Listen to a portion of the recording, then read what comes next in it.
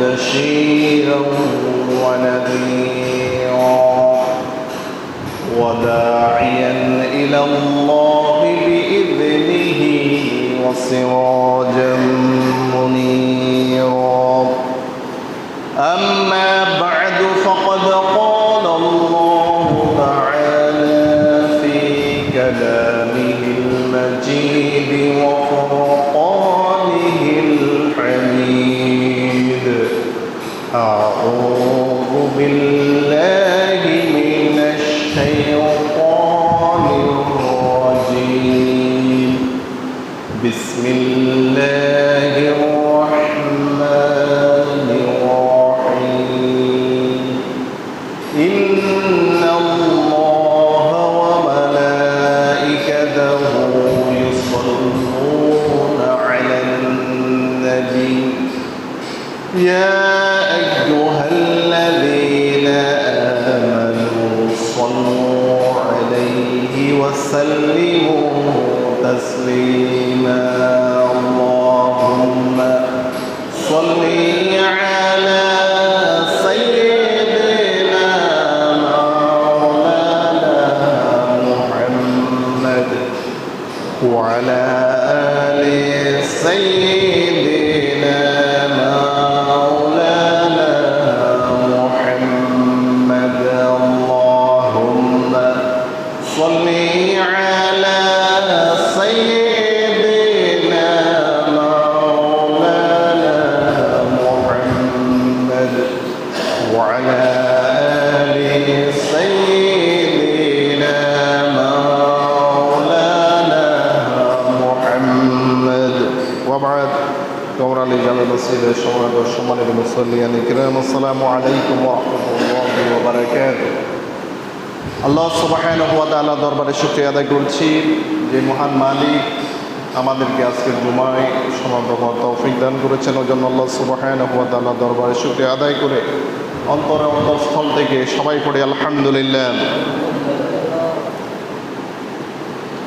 সম্মানিত উপস্থিতি, আমি আপনাদের সামনে আলোচনা করব দিন এবং দুনিয়ার মাঝে কীভাবে ব্যালেন্স রাখা যায়, ভারসাম্য রাখা যায় এ বিষয়ের উপর কিছু আলোচনা করার চেষ্টা করব। ওয়া মা তাওফীকি ইল্লা বিল্লাহ।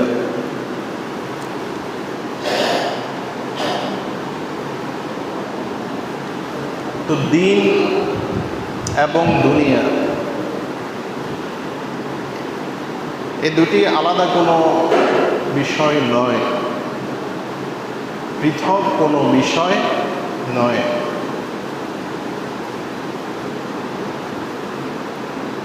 দিনের সাথে দুনিয়া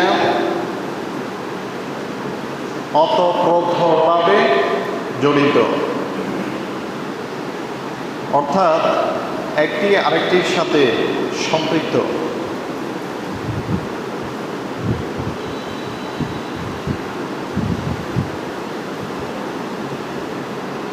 দিন বাদ দিয়ে দুনিয়ার কল্পনা করা যাবে না, আবার দুনিয়া বাদ দিয়ে দিনেরও কল্পনা করা যায় না।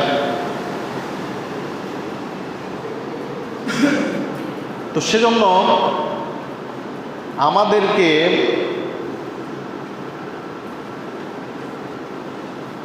দুনিয়া পরিত্যাগ করতে বলা হয় নাই, অর্থাৎ দুনিয়ার জিন্দেগি ছেড়ে দিয়ে বৈরাগ্যবাদ গ্রহণ করার নির্দেশনা ইসলাম আমাদেরকে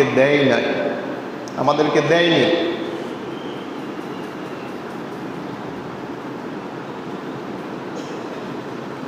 তো সেজন্য আমাদেরকে দিন এবং দুনিয়ার মধ্যে ব্যালেন্স রাখতে হবে, দিন এবং দুনিয়ার মধ্যে আমাদের ভারসাম্য বজায় রাখতে হবে। তো এটি সহজ কোনো বিষয় নয়,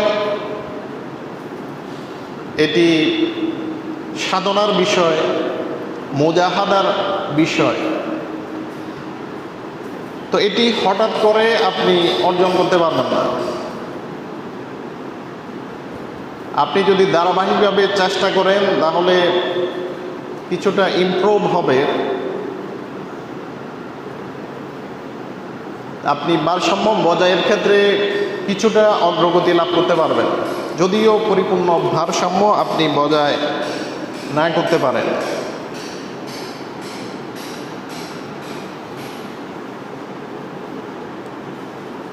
তো আপনি যদি কোরআন এবং হাদিস যদি পড়েন তাহলে দেখতে পাবেন যে আল্লাহ সুবহানাহু ওয়া তাআলা দুনিয়াকে বাদ দিতে বলেন নাই, বরং দুনিয়াকে কাজে লাগিয়ে আপনার দিনদারিতাকে উন্নত করার জন্য আল্লাহ সুবহানাহু ওয়া তাআলা বলেছেন। আল্লাহ সুবহানাহু ওয়া তাআলা আমাদেরকে একটি মুনাজাত শিক্ষা দিয়েছেন, রব্বানা আতিনা ফিদ দুনিয়া হাসানাতাও ওয়া ফিল আখিরাতি হাসানাতাও ওয়া কিনা আযাবান নার।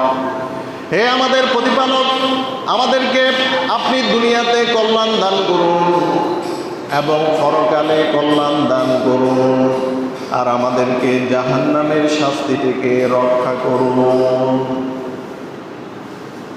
তাহলে এই মুনাজাতটা আমরা সবাই পারি, সবাই জানি কিনা? এই মুনাজাত আমরা সবাই করি, সবাই জানি।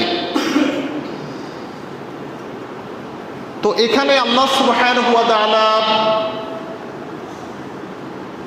শুধু পরকালের কথা বলেছেন নাকি দুনিয়ার কথাও বলেছেন?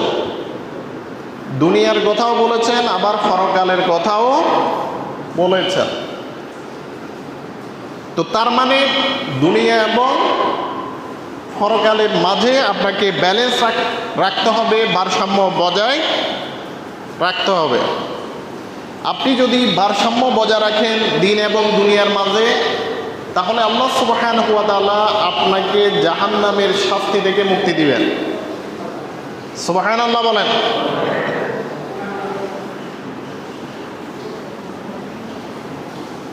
তো দুনিয়ায় কল্যাণ বলতে কি বোঝায়? দুনিয়ায় কল্যাণ বলতে আপনার শারীরিক সুস্থতা, মানসিক সুস্থতা,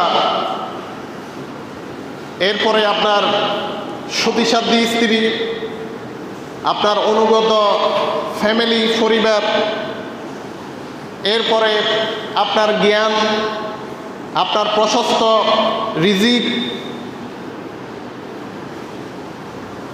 এরপরে আপনার প্রশস্ত বাসস্থান, এগুলো হচ্ছে দুনিয়ার হাসানা। দুনিয়ার হাসানা। আপনারা কি আমার কথা বুঝতেছেন? তাহলে দুনিয়ায় কল্যাণ বলতে আমরা কি বুঝি? দুনিয়ায় সৌন্দর্য বলতে আমরা কি বুঝি? এগুলাই যে আপনার একটি যদি সুন্দর কর্মসংস্থান থাকে, আপনার যদি থাকার মতো বাসস্থান থাকে, এই দুনিয়াতে আপনার যদি সতীসাধ্যী স্ত্রী থাকে, আপনার যদি নেক সন্তান থাকে, আপনার যদি শারীরিক এবং মানসিক সুস্থতা থাকে, তাহলে এটা হচ্ছে দুনিয়ার সৌন্দর্য। তাহলে দুনিয়াটা আপনার জন্য কল্যাণকর, দুনিয়াটা আপনার জন্য কল্যাণকর। আর পরকালে কল্যাণ বলতে পরকালে যতগুলো স্টেজ আছে, যতগুলো ধাপ আছে, সব ক্ষেত্রে নিষ্কৃতি লাভ করা। পরকালের প্রথম স্টেশন হচ্ছে কবর। প্রথম স্টেশন কি? কবর। কবরে যদি কেউ প্রশ্নবিদ্ধ হয়, তাহলে তার পরকালের সেই সীমাহীন পথ তার জন্য কঠিন হবে, ঠিক কিনা? তো সেজন্য আমাদেরকে জাহান্নামের শাস্তি থেকে পানা চাইতে বলা হয়েছে। তো আমরা সেজন্য বলি, সবসময় বলি কি, ওয়াকিনা আযাবান নার। এ আমাদের প্রতিপালক, আমাদেরকে জাহান্নামের শাস্তি থেকে আপনি মুক্তি দান করুন। তো এই দোয়াটা রাসূলুল্লাহ সাল্লাল্লাহু আলাইহি ওয়াসাল্লাম বেশি বেশি করতেন। এখানে দুনিয়ার যত চাওয়া আছে সব কিছু এই দোয়ার মধ্যে আছে।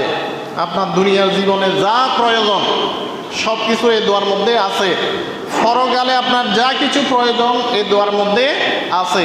এই একটা দোয়া যদি আল্লাহ কবুল করেন আপনার জীবন, আপনি কামিয়াব। সুবহানাল্লাহ বলেন। এই একটা দোয়া যদি আল্লাহ কবুল করে আপনার দুনিয়ার জীবন শান্তিময় আল্লাহ করে দিবেন। পরকালে জাহান্নামের কঠিন শাস্তি থেকে আল্লাহ সুবহানাহু ওয়া তাআলা আমাদেরকে মুক্তি দিবেন। সুবহানাল্লাহ বলেন। তো এই দোয়াটা আমরা অনুভূতি নিয়ে আমাদের করতে হবে।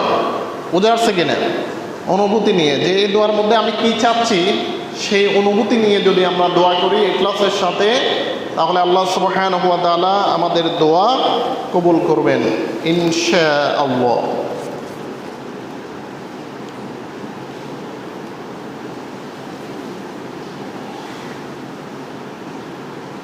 তো দুনিয়ার প্রতি ইসলামী দৃষ্টিভঙ্গি কি? দুনিয়ার প্রতি ইসলামী দৃষ্টিভঙ্গি হলো, দুনিয়া হচ্ছে পরকালীন সফলতা অর্জনের মাধ্যম। ওই জন্য দুনিয়াকে বলা হয় আদ-দুনিয়া মাজরাআতুল আখিরাহ, যে দুনিয়া হলো পরকালের শস্যক্ষেত, পরকালের শস্যক্ষেত। এই দুনিয়াতে যদি আপনি ভালোভাবে পরিশ্রম করেন তাহলে পরকালে আপনি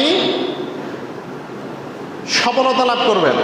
ওই কৃষকের মতো, যেই কৃষক জমিতে ভালোভাবে কি চাষাবাদ করে, পরিশ্রম করে, আগাছা দূর করে, তাহলে তার ফসল ভালো হয় কি না? ভালো হয়। তো যেই ব্যক্তি এই দুনিয়াতে পরিশ্রম করবে, সাধনা করবে, আল্লাহর ইবাদত বন্দেগী করবে, আল্লাহ সুবহানাহু ওয়া তাআলা পরকালে তাকে সফলতা দান করবেন ইনশাআল্লাহ বলেন।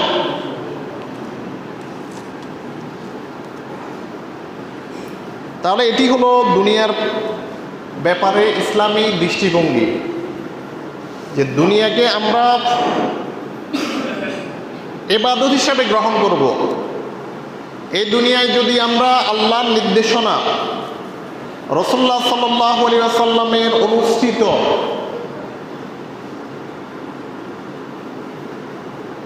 আদর্শ যদি আমরা অনুসরণ করে চলি, তাহলে দুনিয়ার এই পুরা জিন্দেগিটাই আমাদের ইবাদত হয়ে যাবে। সুবহানাল্লাহ বলেন।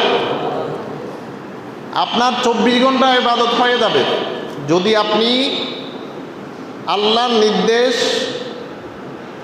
রাসূলের আদর্শ যদি আপনি অনুসরণ করতে পারেন এই 24 ঘন্টার মধ্যে, তাহলে দুনিয়ার প্রতিদিনের 24 ঘন্টা আপনার জন্য ইবাদত হয়ে যাবে। সুবহানাল্লাহ বলেন। আপনার ব্যবসা বাণিজ্য আপনার ইবাদত। নামাজ তো ফরজ, 5 ওয়াক্ত নামাজ ফরজ। তাহলে আপনার ব্যবসা বাণিজ্য, আপনি ফ্যামিলির জন্য যে খরচ করেন, টাকা পয়সা যে খরচ করেন, ছেলে সন্তানদের লেখাপড়ার জন্য, তাদেরকে মানুষ করার জন্য, এই সব কিছু ইবাদত। সব কিছু কি ইবাদত। সুবহানাল্লাহ বলেন। তাহলে এটা হচ্ছে ইসলামী দৃষ্টিভঙ্গি। ইসলাম কোনো সংকীর্ণ জীবন বিধানের নাম নয়, ইসলাম হচ্ছে পরিপূর্ণ জীবন বিধানের নাম। মানবতার সকল বিষয়ের যত প্রকারের সমস্যা আছে, মানুষের যত প্রকারের সমস্যা হতে পারে, সব সমস্যার সমাধান আল্লাহ সুবহানাহু ওয়া তাআলা ইসলামের মধ্যে দিয়ে দিয়েছেন। সুবহানাল্লাহ বলেন। এই সমস্যা সমাধানের জন্য মুসলমানদের কারো দ্বারস্থ হওয়ার কোনো প্রয়োজন নাই, কারো কাছে দন্না দেওয়ার কোনো প্রয়োজন হবে না। মুসলমানরা যদি ইসলামকে আঁকড়ে ধরে, কোরআনকে আঁকড়ে ধরে, রাসূলের হাদিসকে আঁকড়ে ধরে, এটি তাদের জন্য কি যথেষ্ট হয়ে যাবে। সুবহানাল্লাহ বলেন।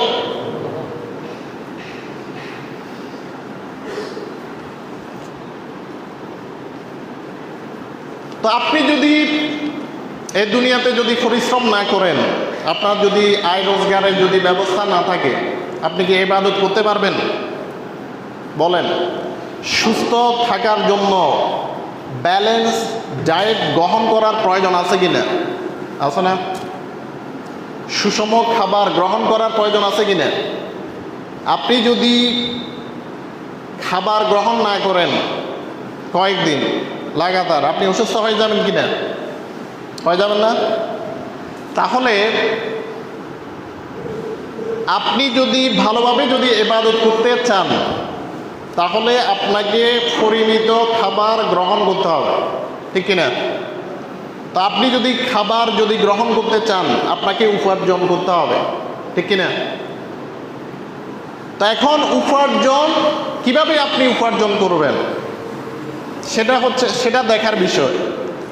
আপনার উপার্জন আপনি কি হারাম পদ্ধতিতে উপার্জন করবেন নাকি হালাল পদ্ধতিতে উপার্জন করবেন, তো এটি আপনাকে দেখতে হবে।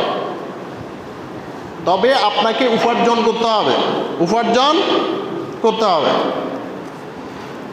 তো উপার্জন করতে গিয়ে মানুষের ধন সম্পদ লুট করা যাবে না, মানুষের ধন সম্পদ লুটপাট করা যাবে না। আপনি হালাল ওয়েতে উপার্জন করবেন। তো দুনিয়াকে আমরা মনে করতে হবে এই দুনিয়াতে আমরা চিরস্থায়ীভাবে থাকবো না, এই দুনিয়াতে আমরা চিরস্থায়ীভাবে, এটা আপনার মাইন্ডে সেট করে নিতে হবে যে এই দুনিয়াতে আমরা কেউ চিরস্থায়ীভাবে থাকবো না, দুনিয়ার কোনো কিছু স্থায়ী নয়, এটা আপনার মাইন্ডের মধ্যে সেট করে নিতে হবে প্রতিদিন। তাহলে দুনিয়া আমাদের স্থায়ী নিবাস নয়, আমাদের স্থায়ী নিবাস হচ্ছে পরকাল, আমাদের স্থায়ী নিবাস হচ্ছে পরকাল।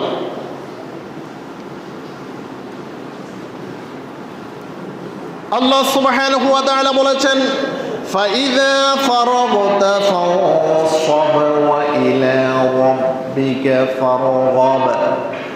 আল্লাহ সুবহানাহু ওয়া তাআলা বলেছেন, যখন তুমি অবসর হবে, যখন তুমি জিহাদ থেকে তাবলীগ থেকে যখন তুমি অবসর হবে, ফানসব, তখন তুমি সাধনা করো, সাধনা করো। ওয়া ইলা রাব্বিকা ফারগাব, এবং তোমার রবের প্রতি মনোনিবেশ করো, রবের প্রতি মনোনিবেশ করো। যখন তুমি জিহাদ থেকে তাবলীগ থেকে যখন তুমি অবসর হবে, দ্বীনের প্রচার প্রসার থেকে, দ্বীনের দাওয়াত থেকে যখন তুমি অবসর হবে, তখন তুমি রবের ইবাদতে নিজেকে মগ্ন করো, নিজেকে মগ্ন করো। সুবহানাল্লাহ বলেন। তাহলে দুনিয়ার কাজ ইসলাম বাদ দিতে বলে নাই, বলছে দুনিয়ার কাজ ইসলাম বাদ দিতে বলে নাই, বরং আপনি দুনিয়াবি কাজ করবেন, এরপর যখন আপনি অবসর পাবেন আল্লাহর ইবাদত করবেন। সুবহানাল্লাহ বলেন। আপনি আপনার লাইফকে যদি সুশৃঙ্খল করতে চান, 5 ওয়াক্ত নামাজ পড়ার কোনো বিকল্প নাই, আছে? কারণ নামাজ মানুষকে সময়ের জ্ঞান শিক্ষা দেয়, সময় নিয়মানুবর্তিতা, পাংচুয়ালিটি শিক্ষা দেয় নামাজ। 5 ওয়াক্ত নামাজের জন্য 5টা টাইম আল্লাহ সুবহানাহু ওয়া তাআলা বরাদ্দ করে দিয়েছেন, ঠিক কিনা? তো এভাবে একজন মুসলমান যদি নিয়মিত সে যদি টাইমলি যদি নামাজ আদায় করে, তাহলে তার জীবন অত্যন্ত সুশৃঙ্খল হয়ে যাবে। তার পরিবার যদি এভাবে নামাজ আদায় করে, তার পরিবার সুন্দর পরিবার হয়ে যাবে, সুশৃঙ্খল পরিবার হয়ে যাবে, আদর্শ পরিবার হয়ে যাবে। যে সমাজের লোকেরা এভাবে টাইমলি নামাজ আদায় করবে, সে সমাজে আল্লাহর রহমত এবং বরকত দিয়ে ভরপুর করে দিবে। সুবহানাল্লাহ বলেন।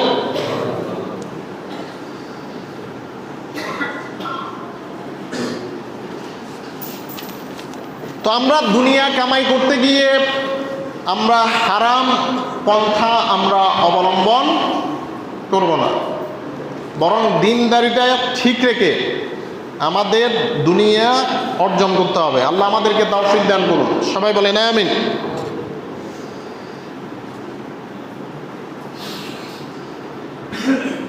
তো মানুষ যখন নবীর আদর্শ থেকে দূরে সরে যাবে, শরীয়ত ইসলামী আদর্শ থেকে মানুষ যখন দূরে সরে যাবে, মানুষ যখন আল্লাহর পথ থেকে দূরে সরে যাবে,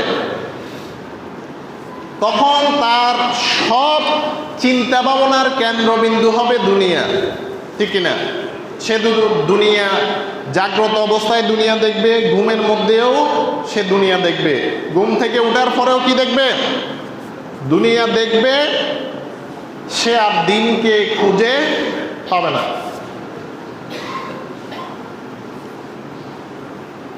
তো এই কথাগুলো বুঝতে হবে। মানুষ যদি নবীর আদর্শ থেকে দূরে সরে যায়, নবীর আদর্শ থেকে দূরে সরে যায়, আল্লাহর দেওয়া জীবন বিধান থেকে দূরে সরে যায়, শরীয়ত থেকে দূরে সরে যায়, তাহলে তার যাবতীয় চিন্তা ভাবনার মূল কেন্দ্রবিন্দু হবে দুনিয়া। বুঝে আসছে কিনা? কথাটা কি বুঝে আসছে? তার যাবতীয় চিন্তা ভাবনা সে শুধু দুনিয়ার গুণগান করবে, সে নিজে দুনিয়াদার হবে, অন্যকে দুনিয়াদার বানাবে। তো আমাদের নবীর আদর্শ থেকে আমাদের বিচ্যুত হওয়া যাবে না, ইসলামী আদর্শ থেকে আমাদের বিচ্যুত হওয়া যাবে না। যদি আমরা ইসলাম থেকে বিচ্যুত হই, তাহলে আল্লাহ আমাদেরকে দুনিয়ার গোলাম বানাই দিবেন, দুনিয়ার গোলাম বানাই দিবেন। আমরা যদি ইসলাম থেকে দূরে সরে যাই, তাহলে আল্লাহ আমাদেরকে দুনিয়ার গোলাম বানাই দিবেন। এরা শুধু দুনিয়া নিয়েই ব্যস্ত থাকবে এবং আল্লাহ সময় মতো ফাঁকডাও করবেন। এটা হচ্ছে আল্লাহর সিস্টেম, আল্লাহর সিস্টেম। তো জন্য আমাদের দুনিয়াকে কি আমরা টার্গেট বানাবো? কি বলেন? দুনিয়াকেই কি আমরা টার্গেট বানাবো? দুনিয়াতে টার্গেট তখন বানাবেন যখন আপনি স্থায়ীভাবে থাকতে পারবেন। এখন আপনি কি থাকতে পারবেন? বলেন, কেউ কি এই দুনিয়াতে থাকতে পারবেন? পারবেন না। তো দুনিয়া থেকে আপনি আপনার গায়াত, আপনার গোল, আপনার টার্গেট, চূড়ান্ত টার্গেট কেন বানাবেন? দুনিয়া হচ্ছে, দুনিয়াকে আমরা বানাবো ওয়াসিলা। কি বানাবো? ওয়াসিলা, মাধ্যম বানাবো, পরকালীন মুক্তির ওয়াসিলা বানাবো। এবং এটাই আমরা মনে করব। আল্লাহ আমাদেরকে সবাইকে এই উপলব্ধি হাসিল করা তৌফিক দান করুন। সবাই বলেন আমিন।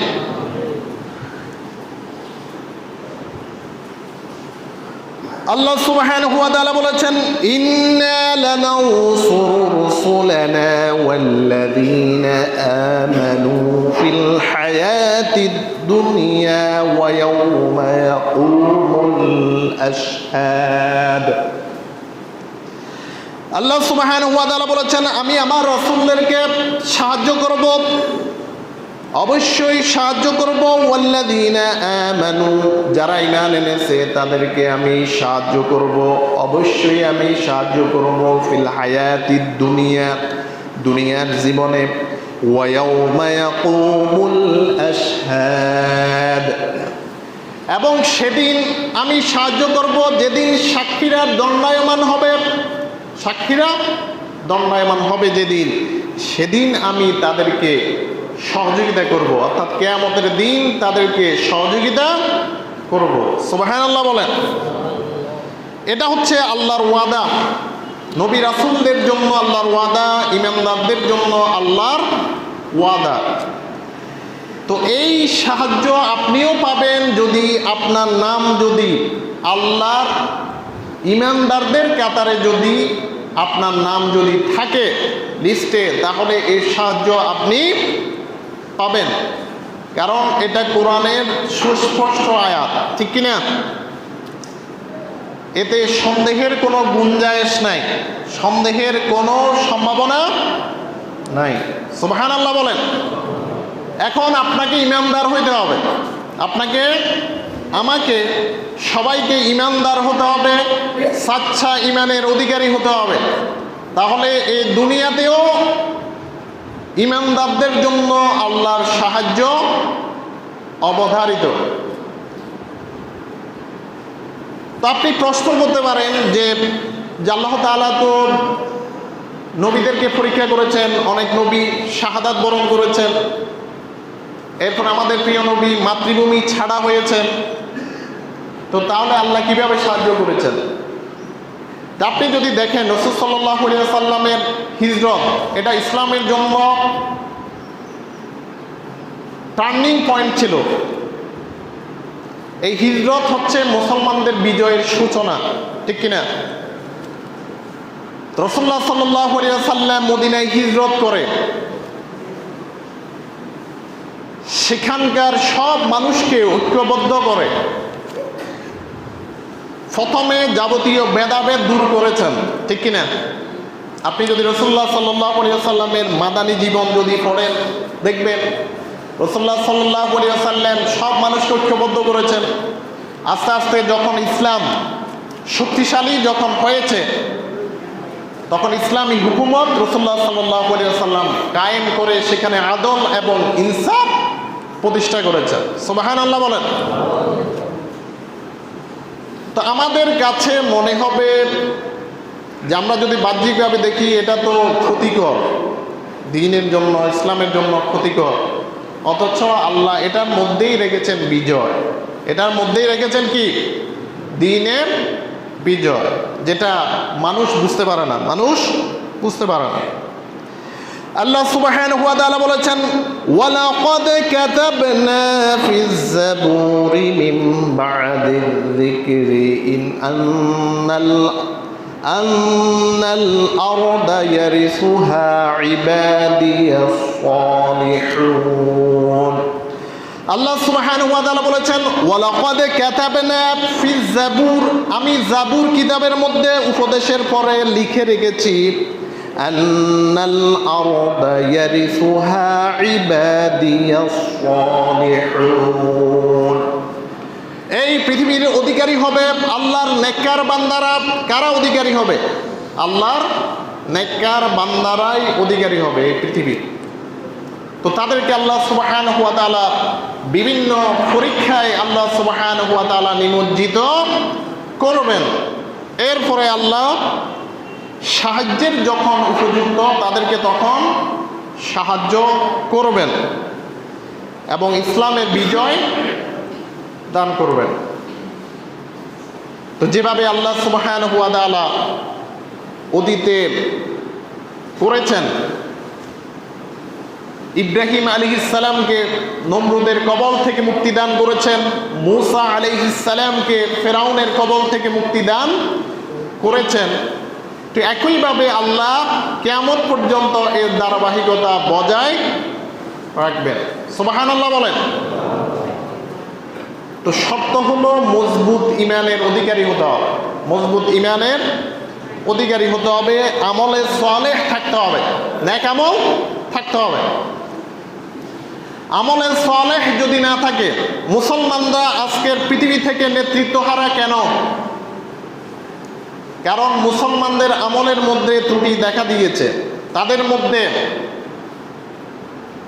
হুব্বুদ দুনিয়া, দুনিয়ার ভালোবাসা এবং মৃত্যুর ভয় তাদের অন্তরে ঢুকে গিয়েছে।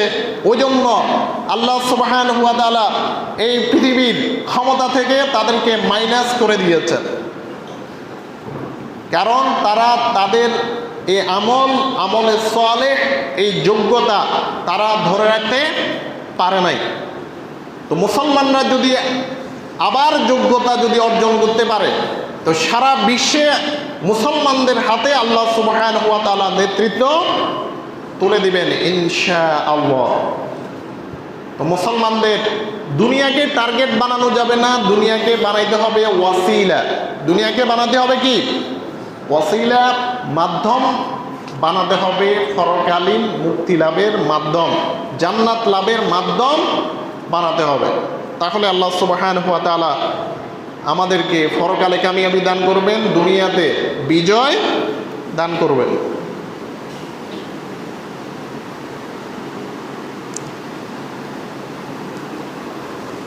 তো আল্লাহ সুবহানাহু ওয়া তাআলা বলেছেন,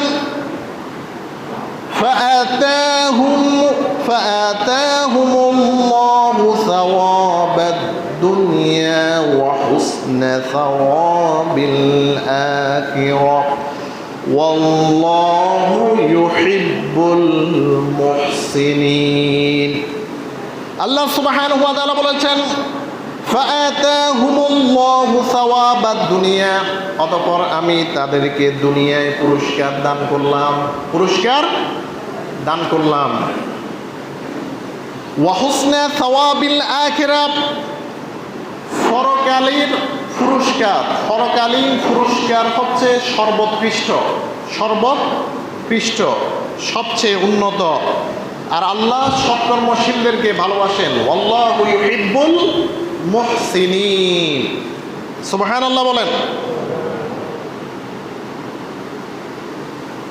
তাহলে আল্লাহ সুবহানাহু ওয়া তাআলা যারা ঈমানদার, যারা মুমিন, তাদেরকে সফলতা দান করবেন। যারা দুনিয়া এবং পরকালের মধ্যে যারা ব্যালেন্স রক্ষা করে চলে।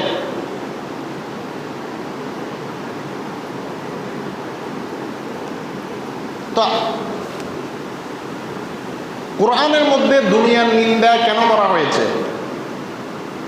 দুনিয়া ছেড়ে বৈরাগ্যবাদ গ্রহণ করার জন্য না, আদব শিক্ষা দেওয়ার জন্য। কি জন্য? যে মানুষ যাতে করে দুনিয়ার একটু আরাম আয়েশ ভোগ বিলাসকে যাতে করে তার চূড়ান্ত সফলতা মনে না করে, সেজন্য তাদেরকে আদব শিক্ষা দেওয়ার জন্য আল্লাহ সুবহানাহু ওয়া তাআলা দুনিয়ার নিন্দা করেছেন। এভাবে আল্লাহ সুবহানাহু ওয়া তাআলা বলেছেন ওয়ামাল হায়াতুদ দুনিয়া ইল্লা লাইবু ওয়া লাহু। আল্লাহ সুবহানাহু ওয়া তাআলা বলেছেন দুনিয়ার জীবন খেল তামাশা বই আর কিছু নয়। তাহলে অর্থাৎ দুনিয়ার জীবন এটা হচ্ছে তুচ্ছ জীবন, এটা সংক্ষিপ্ত জীবন। দুনিয়ার আরাম আয়েশে মজে থেকো না। ইট ড্রিঙ্ক অ্যান্ড মেরি, খাও দাও ফুর্তি করো, এটাকে তোমরা আদর্শ বানিয়ে নিও না। কারণ দুনিয়ার এটা হলো সংক্ষিপ্ত জীবন। দুনিয়ার ভোগ বিলাস, দুনিয়ার সব কিছু এটা কি সংক্ষিপ্ত সময়ের। এ বিশ্বাস আমাদেরকে ধারণ করতে হবে।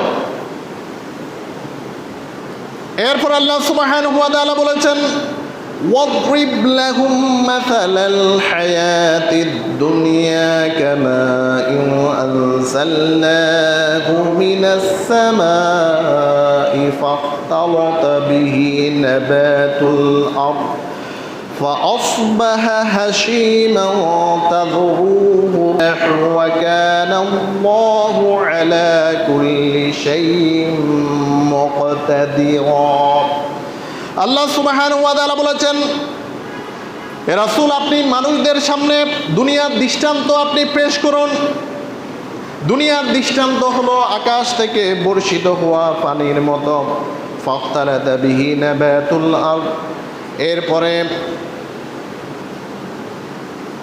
এই পানির কারণে, আকাশ থেকে বর্ষিত পানির কারণে তা এই জমিন ঘন সন্নিবিশিষ্ট হয়ে উদ্গত হয়।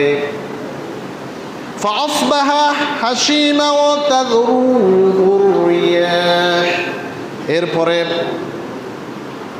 এটি শুষ্ক হয়ে, এই জমিন শুষ্ক হয়ে, জমিনের উদ্ভিদগুলো শুষ্ক হয়ে চূর্ণ বিচূর্ণ হয়ে বাতাসে উড়ে যায়। ওয়া কানা আল্লাহু আলা কুল্লি শাইইন মুকতাদিরা, আর আল্লাহ সর্ববিষয়ে ক্ষমতাবান। আল্লাহর উপর কারো ক্ষমতা নাই। সুবহানাল্লাহ বলেন। তাহলে এই দৃষ্টান্ত দিয়ে আল্লাহ কি জন্য বুঝিয়েছেন? যাতে করে মানুষ সহজে সেটা বুঝতে পারে। এই জমিনের মধ্যে যখন আকাশ থেকে আল্লাহ বৃষ্টি নাজিল করেন, তখন এই জমিনের মধ্যে সঞ্জীবনী শক্তি বৃদ্ধি পায়, ঠিক কিনা? যে জমিন শুষ্ক ছিল, সে জমিনের মধ্যে যখন আকাশ থেকে বৃষ্টি বর্ষিত হয়, সে জমিন, সেই উদ্ভিদগুলো সবুজ শ্যামল হয়ে যায়। সুবহানাল্লাহ বলেন। তাহলে এটা কি মানুষের কোনো ক্ষমতা আছে? আকাশ থেকে বৃষ্টি বর্ষণ করা মানুষের কোনো ক্ষমতা আছে? বৃষ্টি বর্ষণ বন্ধ করে দিলে মানুষের বৃষ্টি নাজিল করার কোনো ক্ষমতা আছে? তাহলে চূড়ান্ত ক্ষমতা কার? আল্লাহ। এই পৃথিবীতে আল্লাহর ক্ষমতার উপর কারোর ক্ষমতা চলে না। তো এরপরে এই জমির ফসলগুলো সবুজ শ্যামল হওয়ার পরে আস্তে আস্তে সেটা শুষ্ক হয়ে যায়, ঠিক কিনা? এরপরে চূর্ণ বিচূর্ণ হয়ে এক সময় বাতাসে উড়ে যায়। মানুষের জীবনটাও হচ্ছে এমন, এক সময় মানুষ শিশু থাকে, এরপরে সে তারুণ্যে পদার্পণ করে, যৌবনে পদার্পণ করে, এরপরে বার্ধক্যে উপনীত হয়ে এরপরে দুনিয়া থেকে চলে যায়। আপনারা বুঝতে পেরেছেন কিনা? ওই জমির ফসলের সাথে আপনার জীবনকে মিলান, তাহলে মিল আপনি খুঁজে পাবেন কিনা? জমির ফসলের সাথে যদি আপনি আপনার লাইফকে, জীবনকে যদি মিলিয়ে নেন, তাহলে এই দৃষ্টান্তটা বোঝাটা আপনার জন্য সহজ হয়ে যাবে। তাহলে দুনিয়ার এই ফসলের সজীবতা এটা কি দীর্ঘস্থায়ী ছিল? এটা কি দীর্ঘস্থায়ী থাকে? থাকে না, এটা টেম্পোরারি। আপনার লাইফটা, আমার লাইফটাও ওরকম টেম্পোরারি। এই টেম্পোরারি লাইফের জন্য সব চিন্তা ভাবনা এই টেম্পোরারি লাইফের জন্য ন্যস্ত করা যাবে না। যেখানে আমাকে অনন্তকাল থাকতে হবে, সে অনন্তকালে সফলতার জন্য আমাদেরকে চিন্তা ভাবনা করতে হবে। আল্লাহ আমাদেরকে চিন্তা ভাবনা করার তৌফিক দান করুন। সবাই বলেন আমিন। রাসূল করিম সাল্লাল্লাহু আলাইহি ওয়াসাল্লাম বলেছেন, আলা জেনে রাখো, ইন্নাদ দুনিয়া মালউনা, দুনিয়া অভিশপ্ত, দুনিয়া অভিশপ্ত, মালউনুন মা ফিহা, এই দুনিয়ার মধ্যে যা কিছু আছে সব কিছু অভিশপ্ত। ইল্লা যিকরুল্লাহ ওয়া মা ওয়ালাহু, আল্লাহর জিকির ছাড়া, আল্লাহর জিকির ছাড়া এবং এর সাথে সম্পৃক্ত বিষয় ছাড়া দুনিয়ার মধ্যে যা কিছু আছে সব কিছু কি অভিশপ্ত। ওয়া আলিমান ওয়া মুতাআল্লিমা, আলেম এবং তলেবে ইলম ছাড়া আর সব কিছু কি অভিশপ্ত। তো জিকিরের সাথে, জিকির তো আমরা বলি আল্লাহকে সবসময় স্মরণ রাখা, নামাজের মাধ্যমে, কোরআন তালাওয়াতের মাধ্যমে, তাসবিহ তাহলিলের মাধ্যমে। এরপরে এর সাথে, জিকিরের সাথে সম্পৃক্ত বিষয় মানে হচ্ছে আমলে সলেহ, আমলে সলেহ তথা নেক আমল।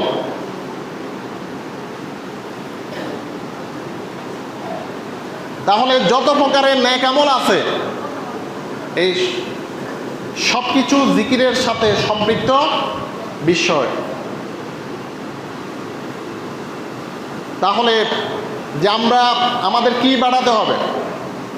আমাদের নেক আমল বাড়াতে হবে, নেক আমল বাড়াতে হবে। আল্লাহ সুবহানাহু ওয়া তাআলা তো এভাবে যদি আমরা আমাদের দুনিয়ার জীবনকে অতিবাহিত করি, তাহলে আল্লাহ সুবহানাহু ওয়া তাআলা আমাদের দুনিয়ার জীবনে ভারসাম্য দান করবেন।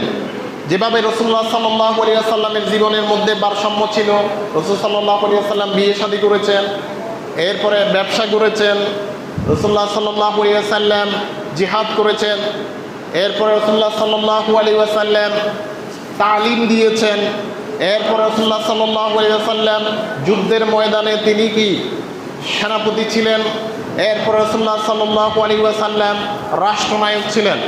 তেমন ভারসাম্যপূর্ণ জীবন আর কারো জীবনে আপনি পাবেন? কার জীবনে পাবেন? মুহাম্মাদুর রাসূলুল্লাহ সাল্লাল্লাহু আলাইহি ওয়াসাল্লামের জীবনে আপনি পাবেন। এরপরে সাহাবায়ে কেরামদের জীবনের মধ্যে এরকম ভারসাম্য আপনি পাবেন, যারা সরাসরি প্র্যাকটিক্যালি রাসূলুল্লাহ সাল্লাল্লাহু আলাইহি ওয়াসাল্লাম থেকে শিখে তাদের জীবন গঠন করেছেন। তো আমি আমার আলোচনা এখানে শেষ করছি। ওয়ামা তাওফীকি ইল্লা বিল্লাহ। আসসালামু আলাইকুম ওয়া রাহমাতুল্লাহ। তো আপনাদের সামনে আমাদের সালাউদ্দিন ভাই কিছু কথা বলবেন, তো এরপরে নামাজ পড়বেন।